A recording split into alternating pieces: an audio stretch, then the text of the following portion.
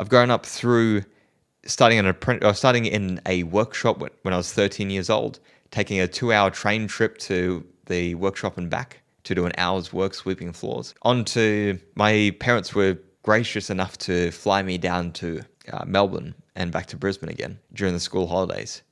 Wouldn't have been cheap either. And they didn't have huge amounts of money to splash around, so it wasn't like a easy thing to do. But going back there and back during school holidays, spending all my time down there, as soon as that training started to wind up, we had to make the decision of whether my father was willing to move all the way from Brisbane down to Melbourne to work with me, or whether I should have started an apprenticeship. And that was the direction I went with. Well, it was the direction that we collectively went with. Because it wasn't just my decision at that stage. Getting my father to move all the way down there, that's a big move. I was in shock that he would even consider that. That was pretty awesome. So that was the next part of the journey, was getting into an apprenticeship. Started in my first part of my apprenticeship for a year and a half at a workshop in Cleveland. Then slowly made my way over to the city. I had a phone call from a shop in the city. They got in contact through the experience in Melbourne, and said, yeah, try this kid. And pretty much started working there for 10, 12-hour days. And I'd almost live at the place. After a certain stage, got the skills together it didn't feel like I was growing any further. So I went, well, this is a better time than any to start a business. And how do people make money? They start a business. What do I want to do? I want to make money. I want to build a supercar, and I need money to build a supercar. So I've got to start a business. So that was terrible thinking, looking back on it now. I really should have thought that one out further, but I didn't know any better. So that was the direction I took. But I was relentless in it. I had a couple of people there that were extremely gracious with their time, were willing and open and considerate enough to teach me and educate me on the rounds of business, communication, marketing, branding, and all the different sides of like customer service and all these different areas. Alice Therese and Luke Brown, they're willing to spend the time with me hour after hour, conversation after conversation, trying to get it through my thick skull of this is a direction, this is the approach that you should probably take. So it took a long time, but I slowly took that on board. And in 2014, that's when I started the actual business itself, down the back of my father's shed. So beginning there, took about 6 months, a job that should have taken a couple of weeks. And I had to push through the internal want to be a lazy bastard, just to sit down and look at social media, to listen to the music, to watch the trees, to do anything but the actual job itself. And I should have known at that stage, I should have known from that very beginning point that I shouldn't be doing this. If I have this much resistance, this is not a passion. This is not a interest in mine that's going to work out. But I stayed committed. Everyone around me, all the advice I was listening to, all the YouTube channels I'd look at would always say, commit to it and just keep going. So I did. All the people around me said the same thing. Commit to it and just keep going. So committed to that, and I had borrowed $10,000 off my mother to start the first workshop, to rent the first workshop. After 6 months of renting that first workshop, the owners of that workshop decided that they wanted to move in there. And I was more than happy for them to take over that place because it was way too small and it was in a flood zone. So that was scary as all get out. I had these very expensive cars, or the shells, frameworks of these expensive cars. And the last thing I wanted to do was call up the customer saying, your car has some slight water damage because it's been submerged under 4 meters of water. So I was very grateful to get out of that place. And in 2015, I believe, that's when we started in Browns Plains. We continued the next 7 years there. Hired an apprentice, fired an apprentice, Luke came up, and whatever sort of made him crazy enough to trust me and work with me to build this business. He came on board to give everything that he had to try and make it work. And I was that continuous roadblock for the actual business to succeed. Had I had a different value set, a set of values, and had I had a different mindset, the business probably actually could have done quite well. but I was determined of reaching and sustaining a particular quality level, and that everything had to be done in a very specific way, and I had to micromanage everything. And I had a sense of needing to be in far too much control over everything that went on, from the work on the floor to the way the tools were set up, to the branding, to the marketing, to every single part of it, the uniforms, you name it. I had a relentless need to control stuff. And that ended up being the overall demise. What I should have done looking back on it now is let Luke, the person that was extremely good at conversation and at rapport building and at negotiating and just communication in general, I should have created a space for him to do what he did best. And I had the trust there. I trusted him 100%. But the directions from outside all sort of pointed towards stay in control of the business, stay as the head of the business, and don't give out too much of the communication side. And I really regret that now. I believe it would have been a much smarter decision to let Luke run that side of the business. And even if he was a different personality, one that would have taken over the business, that would have shown me a lot faster. I would have learned a lot quicker that communication is business.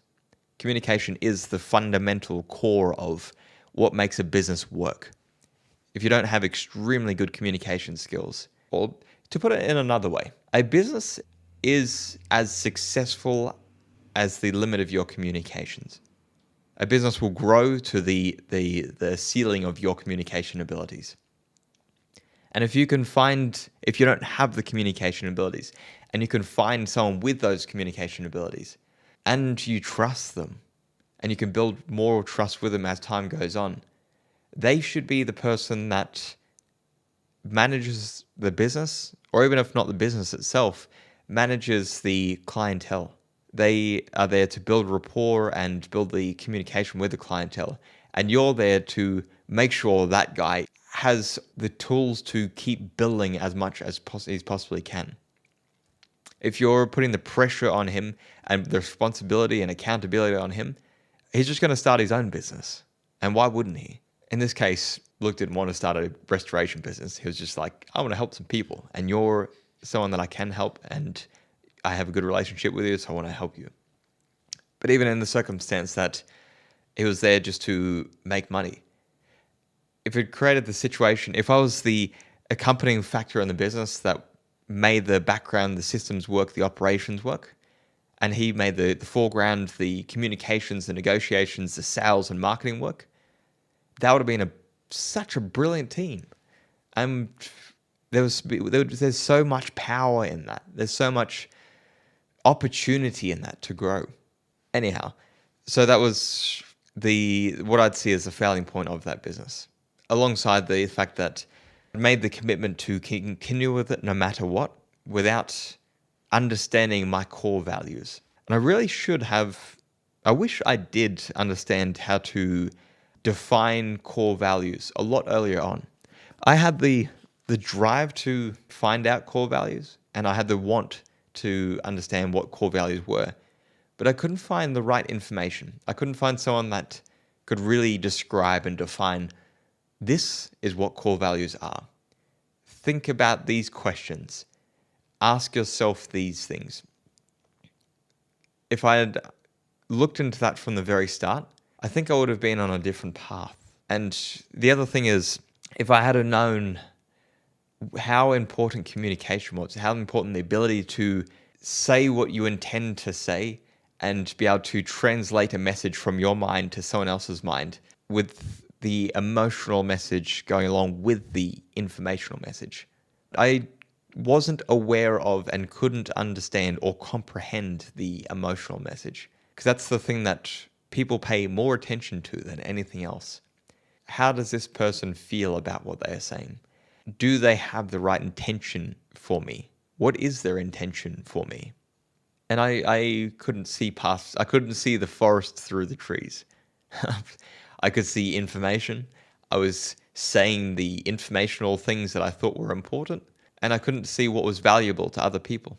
So ran that business for 8 years, got to the end of the third renewal of the lease. And mutually between Luke and I, we'd talked over and over again about different directions into technology, real estate, marketing, into different areas, and whether we should stay in cars or not. And it eventually came down to trying to minimize regret. That if he didn't start in real estate or an area that would create the source of income to supply the lifestyle that he wanted to live, then was it worth continuing this business as it was if it couldn't supply that income? And the answer from both of us was no. There is no way in the next year or two, or even 5 possibly, that this could create the source of income, which would be in the $100,000 to $200,000 at least, and which is he's more than deserving of. He deserves 10 times, 100 times that. He's an incredible person. So both agreed that that was the best decision to move forwards, was to get into real estate because his wife was already in real estate, and to move on in a different direction. And I'd sat in that thought a lot for why I was still in this business and what I valued. And after a while, I'd started to break down towards the end of that 8 years. I started to break down what were my real true values. And I know now that my core values are personal achievement, mental clarity, social engagement, and there's a few others. I've gotten them all written down. There's about 8 altogether. And they're the things that I feel deeply connected with. I feel a strong sense of excitement and just raw energy when I think about them. And when I think about a scenario where there's 5 or 6 of those 8 things in the one situation, it fills me with this need to create that moment. I don't know how to create those moments yet, but I have that need to create that moment. So I know that even just thinking about it, that gets me closer and makes me feel more fulfilled than what I do now and what I do when I don't have those things in my life. So I figured, well, if that is the case and this business is not fulfilling those values, then I'm doing a disservice to the customers, to this business itself, because I'm not the best person to run this business. And I'm doing a disservice to the people I could be helping if I was going in the right direction. And that led me to think about what is the right direction. But the thing that hasn't changed the whole entire time is the immense drive, that necessity and just absolute determination that 100% this has got to work out. I don't know how this is going to work out. I've made 1,001 plans. None of them have come to fruition. And I keep adjusting and updating those plans almost weekly. Especially lately, it's been a lot, almost sort of changing day to day, especially now that this new direction has come into play. There's changes on the daily of working out what is going wrong, what is working, what is not working, and what would be the next smartest thing to try. So I closed down that business, figured out the sort of core direction I wanted to go. I knew I wanted to step into marketing of some sorts. And I used the framework of what direction requires the least amount of in-person communication skills, but still has an immense financial return and provides value to other people. I looked into tech industries and the tech sort of fields, starting a software development company, a tech company, and several things down those lines. And in all those areas required a strong understanding of who the customer was, what the core problem was that they were trying to solve, and talking to that customer on a regular basis to get to that stage of product market fit. And I felt that I was not ready for that yet. I didn't have that mindset, that ability to strongly empathize and put myself in someone else's perspective to that kind of level that it would be required to actually create a valuable product. And it kept leading me back to marketing. The core focus of marketing is thinking about other people, defining their values, learning about their psychology, describing their lifestyle, describing their outlook, and just getting to know the person inside out. That is marketing as a core. So by practicing marketing, by doing marketing, by thinking about marketing, everything to do with it, it fulfilled a lifestyle of becoming more empathic, becoming more compassionate, and becoming more understanding. By working on the skills, you develop the skills. By working on the business, you develop the skills. And I really appreciated and enjoyed that aspect. So that's what sort of narrowed it down to marketing. And then within marketing, I thought about copywriting. That sort of caught my attention because it didn't involve the speaking skills, but it also made it a bit too narrow. So copywriting is any form of basically written sales, any form of text that you see on a website, on a brochure, anywhere that needs to lead to the sales of a product. And I was interested in doing copywriting if I was selling my own course or selling a course that I found valuable. And then I thought, well, if I'm going to be selling a course, it'd probably lead to creating a course, then I'm going to need to get good at video, being on camera, speaking, and practicing those skills. They are the skills that I want to get good at. So to align with my two goals, which is to build a supercar company and to become a great communicator, to be able to get into a good relationship and be at the cause of that relationship. I've always dreamed of being the kind of person that could meet a stranger, and even if they didn't have a single word to add to the conversation, I could make them feel comfortable, at ease, and make their day better just speaking to them. That was, and still is, an ultimate goal for me. That makes me excited. It makes me feel like there's meaning to the world. It makes me feel like there's a skill set that's worth developing that is worthwhile not just to me, but to other people. And if I could do that, if I could become the kind of person that can offer that positive energy to someone through communication, I feel like that would be a very fulfilling life. So that sort of brought me to the avenue of marketing funnels. I found out about guys like Brandon Bouchard. I'm just trying to recall who the creator of ClickFunnels is. He'll come to mind sooner or later. Guys like those two people. And even Andrew Tate. Andrew Tate created his own marketing funnel. Different avenue and a different approach to it, but still a marketing funnel. And these were all areas where these guys were experts in their own field. They were extremely good at what they did and knew the product, knew their work inside out. And then took all that knowledge and put it into video formats and into written sales letters, into email copy and podcasts, and to all these different sort of formats, and created this marketing funnel.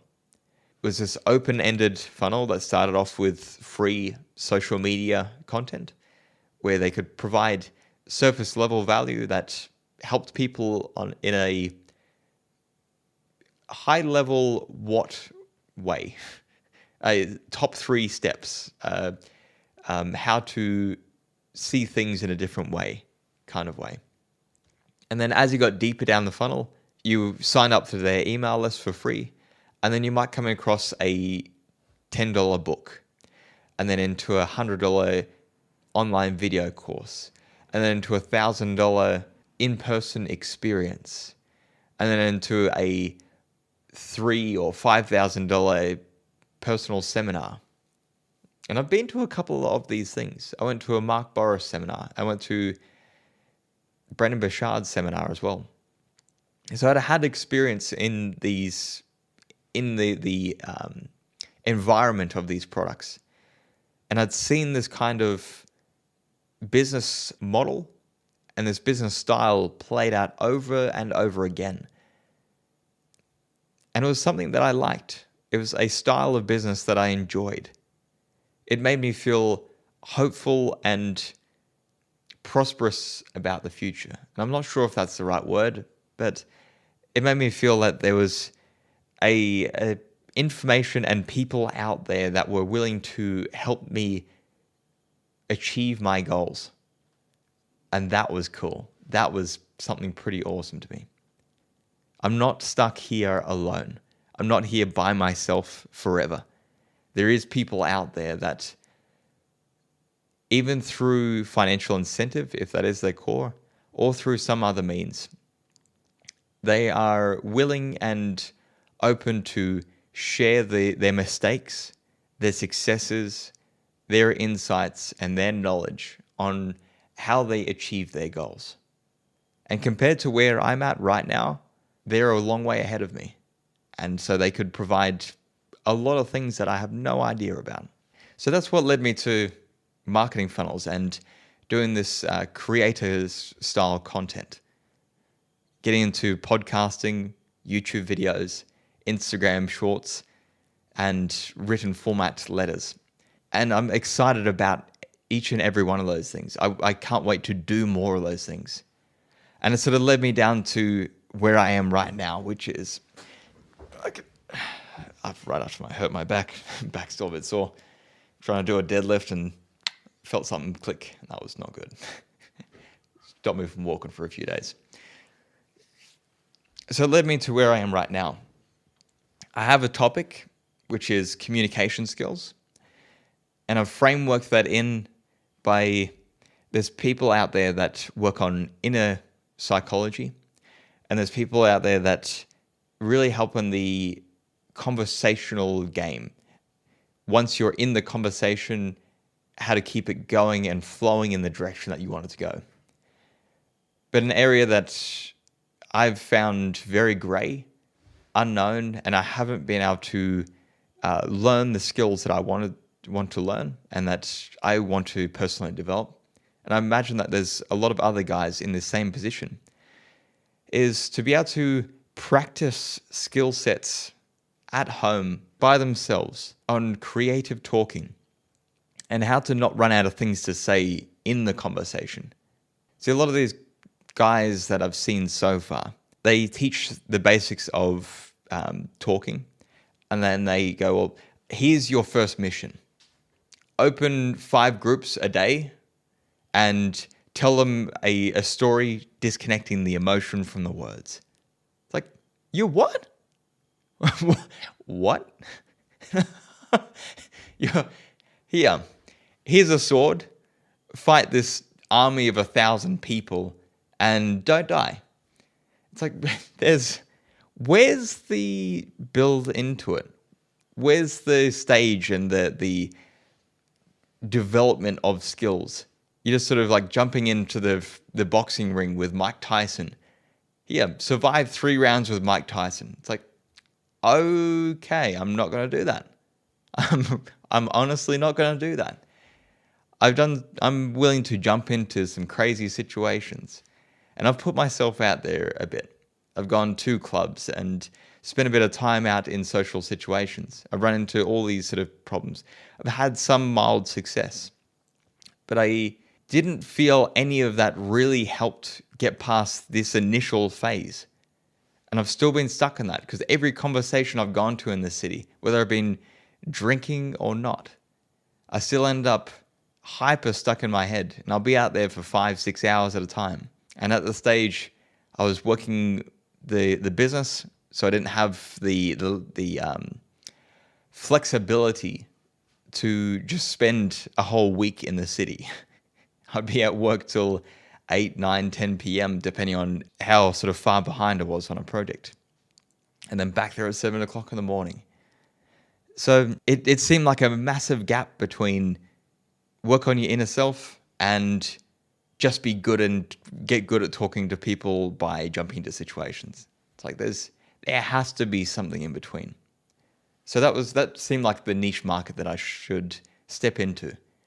It's something that I have a absolute determination to figure out myself. And I imagine there'd have to be other guys out there. I'm sure if you're listening to this, I'd have to believe that there's a part of you that would want to know how to not run out of things to say when you're by yourself. Screw being with other people. How do you not run out of things to say when you're by yourself? After you get through all the logics and you've asked yourself all the chronological itinerary questions and figured out all the mechanical sides to you, there's got to be a stage where you're sitting there thinking to yourself, what next? What am I going to think about next? Because I end up in that situation a lot.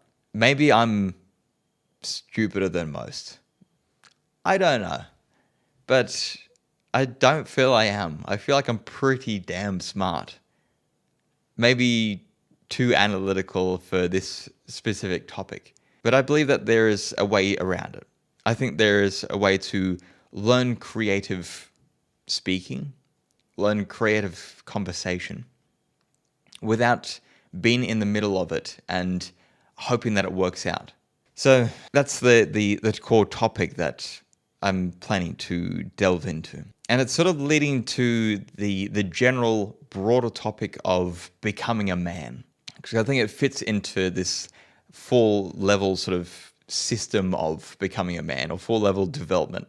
Learning how to speak forever, learning your own values and understanding yourself, learning other people's values and what is important to them, and learning how to be consistent. I think with those core factors, those 4 things, you end up with the raw skills, the raw abilities to develop your life in a satisfying, fulfilling way that encompasses other people and helps them out too. And I think that is the fundamental purpose and intention of most of the things in our society. Religion, a lot of social groups, clubs, and a heap of businesses. I think a lot of these groups, a lot of these assemblies of people, the core intention behind them is to be able to find a fulfilling purpose in life that is also fulfilling and purposeful to other people, and to be able to do it in a way where they can help each other out. So I think that's the thing that makes us feel the most fulfilled. When we can genuinely help someone else and we feel like we did that. There's that sense of personal achievement and that sense of like social gratitude, I guess I'd call it. That it's been a success all round. Your success is my success and my success is your success. So we're winning together and we're able to share in those emotions together. We're able to have this conversation that just keeps getting better and better, and we're reinvigorating each other's energy and leveling each other up each time. It's like instead of using each other as stepping stones, we're using each other as like energy balloons and filling each other up with helium. It's a totally different way of looking at the world. And I believe that's the reason that we don't follow those lines more, and the reason that we don't start off with that as children. Because I think, well, to a certain extent, we do start off with that as children. But we very quickly lose that, is we learn our parents' conditioning and our parents' psychology very early on. As a parent, I think it's extremely difficult to balance the force of will, enforcing your willpower onto someone else, and in this case, the child. I think that for children, it's the development of a child is to go from being completely incapable of doing anything on their own to grow up through adulthood to the point where they are capable of doing absolutely everything for themselves. And then the step beyond that of being capable of being able to do everything for someone else. And that usually ends up being their own child. And the conundrum there is, how do you go from caring and loving for a child with all your heart and all your will and doing everything for them and being selfless enough and conscientious enough to let go in just the right amounts the whole way throughout that journey? I think that is an incredibly difficult task for anyone. And especially in a parent's situation where they're losing sleep because the child, a newborn especially, is up every few hours. So they have incredibly low amounts of sleep. They're sleep deprived. It's throwing their own routine out. They're usually trying to still pay bills. They have financial pressures. They've got life pressures. They're still trying to keep a social life. They're still trying to find time for themselves. They're still trying to maintain the relationship with each other, between the two parents. They're still trying to keep their friend groups together. And there's all these different forces on them, all these different social and economic pressures and life pressures that are distracting them away from that core goal the whole entire time. And they still have to try and keep that balance. So inevitably, there's going to be not just one, but thousands and thousands of times where they overforce their will onto the child. And then other times where they are too distant from the child and not even force will, but aren't there to provide the needs that the child is requiring. So depending on how that situation plays out, each person goes through this traumatic experience where they're being over-controlled and want to do things and aren't being allowed to, and want to experiment and test their own abilities and are being refined and reduced to a lesser state. And on the flip side, they're in other scenarios where they're put into dangerous situations with no safety, no backfall, because the parent isn't there to look after them. So that's right, heavy trust issues and end up with heavy control issues. And there's all these different psychological effects that ingrain into our minds throughout childhood. So I've gotten so deep into this that I've lost the sort of core of what we're talking about. It's good though, because this is an incredibly deep topic. So we get to a certain point in life where we lose the ability to communicate or reduce the ability to communicate, and we push other people away, either by repeating the habits of our parents or experimenting with unknowns and experimenting with the role models and the psychological skill sets that we don't know if they work or not. So we need to test things. We're put into situations where we need to test and experiment and try and figure things out. And if it goes bad enough times and it doesn't change to a positive, we get to a point in life where I think we just give up. And it becomes one of those things like if you touch a hot frying pan, it burns you. It leaves a scar. And you remember that as being painful. It was hot. It was painful. Don't do it again. And you do it again. And it burns you again. It leaves a core memory inside of you that doing that action of touching the frying pan, even if it's not turned on, just seeing a frying pan and going to touch it again will leave that edginess in your mind that it could be hot and it could be dangerous. It probably will hurt. And we have that same habit, that same mindset that comes along with social scenarios. That we have these experiences that we get rejected, we get hurt, and we get demoralized, and we're put into these awkward situations that people just give us these really negative, uncomfortable, disgusted responses. Not even disgusting, but disgusted responses. Where they look at us like, what are you doing? Why? I don't want you. It's painful to talk to you. I don't want to talk to you anymore. And socially, I have to be nice and hold eye contact and do these other things. But I just really want to get out of this situation and not talk to you. And then that happens over and over again for guys like us, to the point where we know there is good conversations.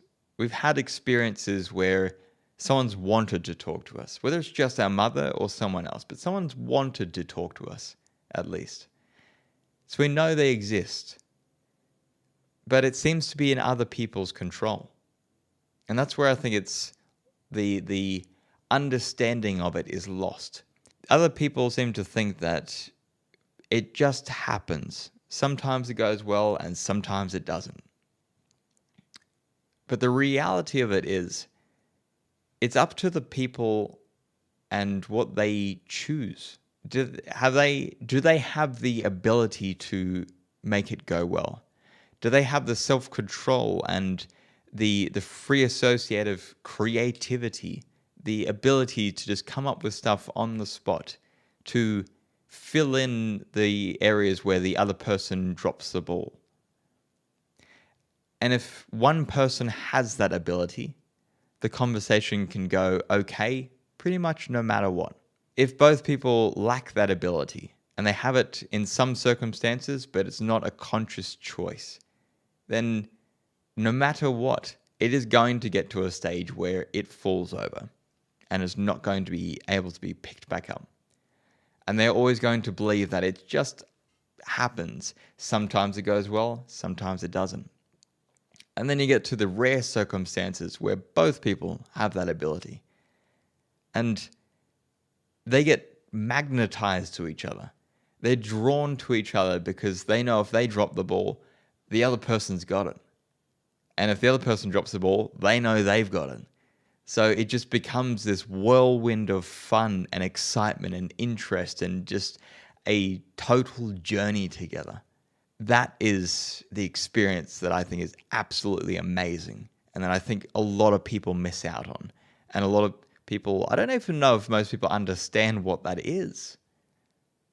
I'm only just realizing this now, that it seems obvious to me because I think about it a lot, and I've spent a lot of time in that painful headspace and trying to work out what is the other side of it.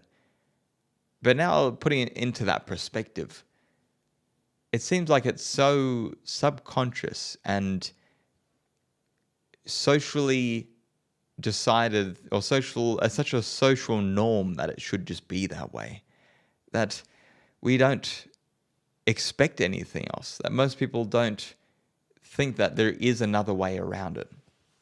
So, and it's sort of like the whole money situation.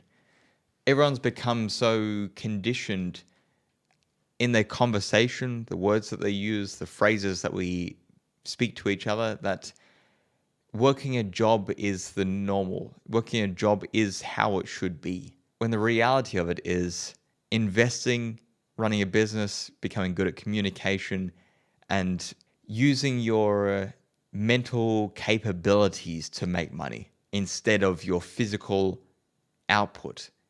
That's the way money is multiplied. But because most people aren't exposed to that, it's seen as criminal. It's seen as being ripped off or unfair.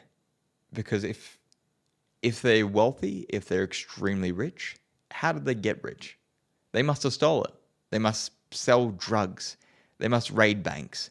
They must hurt people or lie or deceive or do one of these infinite number of bad things to have gotten that money.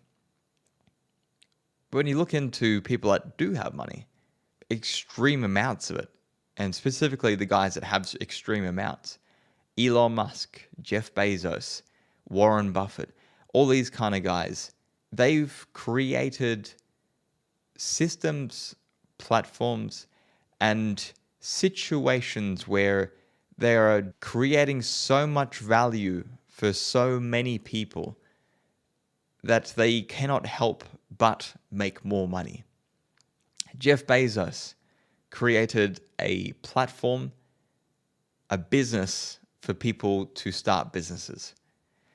He created a sales platform where people could source a supplier of a product, not have to worry about where the product went to or how it was shipped or how it was dealt with. And Amazon did the marketing for them. So Amazon, once the product arrived at Amazon's warehouse, at Jeff Bezos's business's warehouse, they didn't have to worry about marketing in the sort of core fundamental sense of it. where how the product was distributed to that person in the core base of it. And it took a lot of the issues out of it, the payment system and all these kind of things. So that all the person had to do was figure out what's the product that people want that isn't already being sold in large amounts. Getting that product to Amazon's warehouse and then putting it in front of other people, getting other people to come to Amazon to see that product. And for the rest of the people that were already on Amazon looking for that product would find their product there. So now the requirements and the assets needed to start a new business has dropped incredible amounts, incredibly low. It takes next to nothing to actually start a new business now. You can think up a business name, register your name and start a bank account, and pretty much start business. You're ready to go. $100 to $200 a day of at most of time, and you're set up and in business pretty well. And that's the incredible value that companies like Amazon and the likes have developed for the rest of the world. But because of the social norms that we're in and how negative society as a whole makes it to become wealthy, to become successful, to become excessively good at something, we condition ourselves to avoid it. We condition ourselves to self-sabotage and find the point of failure where no matter how good we have been in the past, we find that failure point of not getting enough sleep, not being consistent or in routine, trying to find foods and other products to fulfill that sense of happiness and fulfillment inside of us. Sugars and fats and takeaway foods, things that are fast and easy that will just make us feel, it'll boost us up on the day and make us prop us up to feel that little bit better. And even if we are feeling good, we're still conditioned to go and grab those things to feel that little bit better than we already are. It's kind of funny in that sense. So that's why it's important. And that's why I think it's a really valuable topic to talk about and to try and spread the word about, the message about is we all would benefit from becoming better communicators and for seeing communication as being a valuable thing to think about, not for it to just be natural. It seems crazy that it is just a natural thing, because there is sides of it that are intuition based. There's a big part of it that is intuition based, and we have to let it roll as it does. And it's a big gray spot in between it, where a lot of it's emotional, a lot of it's subconscious, a lot of it is so complicated that it is extremely difficult to learn. But like we went through school and learnt English or learnt our language of source, that is an incredibly complex and difficult thing to learn. And somehow, each and every one of us has that skill set. We've developed the ability to talk, to speak these words and articulate each of the syllables in this language. And yet, we define that very intentional skill set that we've developed as being natural. That seems crazy. It really does seem crazy to me. When you think about language, 1,000 years ago, or whenever we weren't speaking this language of English, Roman, and even before the Egyptian times and all those, there was grunts and tones that we projected to each other.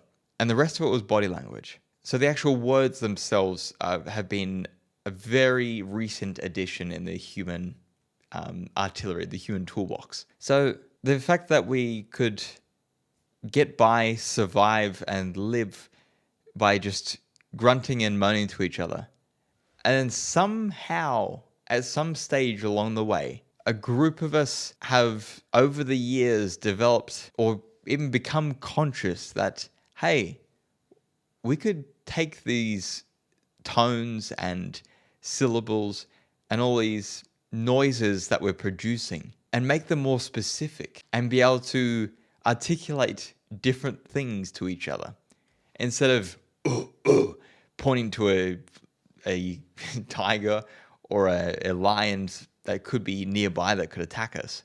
We found a group of noises put together into a what we call a sentence to say, there's a tiger over there. It looks dangerous. I don't know how long it's taken to develop English and Latin and all these different languages, but when you really sort of sit down and think about what it would take to go from "oh" to "hello, how are you? What's your name?" It's mind-boggling. I think it's absolutely fascinating.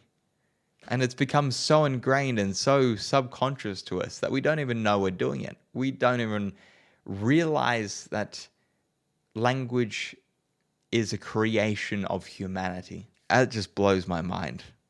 Even now, I'm thinking about this as we're talking, and it's continuously sinking in further and further just how incredible this is.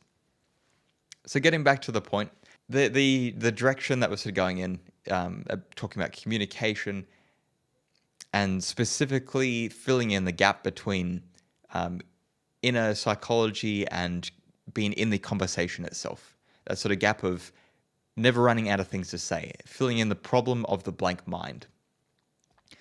I think there's a lot of value to add there, and that's the direction I want to take. So the core of this podcast has been what has made me so determined and motivated through the past, what are we up to now? 15 years, since maybe even longer, since I was 11 years old. So 17 years. The past 17 years has kept me so single-mindedly focused on becoming successful and wealthy. And even though I'm not there yet, I'm still doing everything in my power to take the next step and to figure out what hasn't worked in the past, avoid repeating those steps, and trying what seems like the next best method.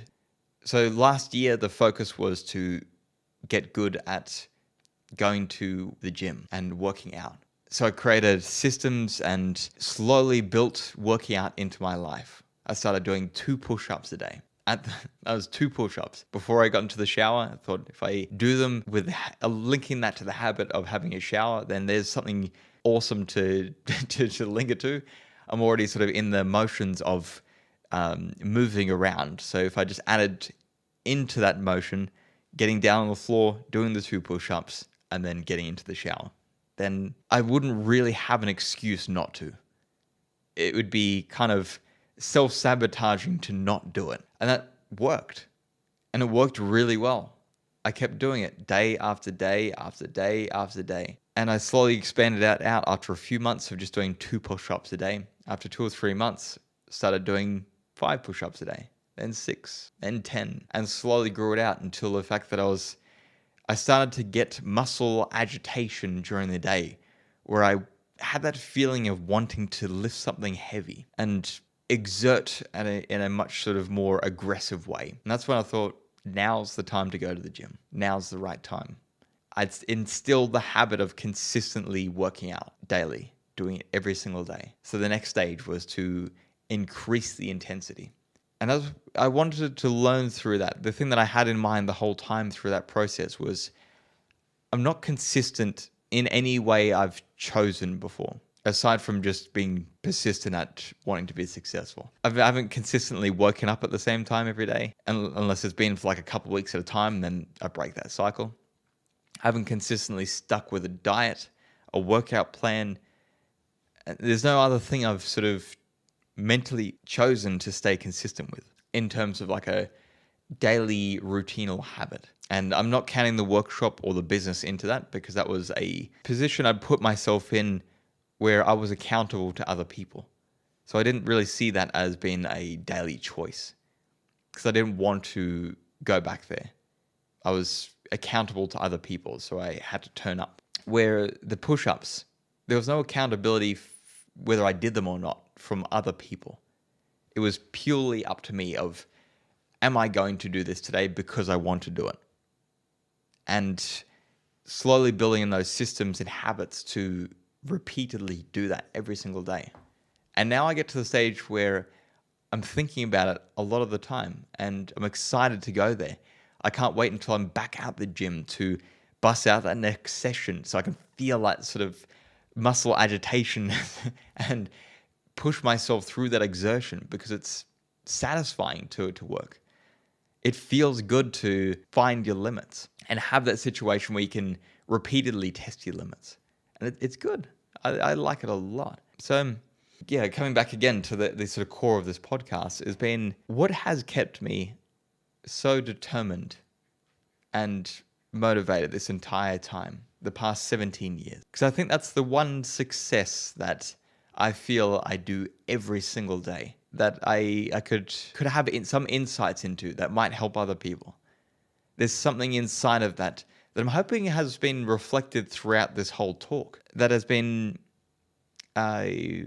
shows the mindsets and bits and pieces of how I think to sort of keep going. And it seems to be, for me, I don't know whether it's useful in other people's language, but internally, for the way I think through it, the thing that I think has kept me going and has kept that raw drive to just keep powering through is that the fact that I question everything I do.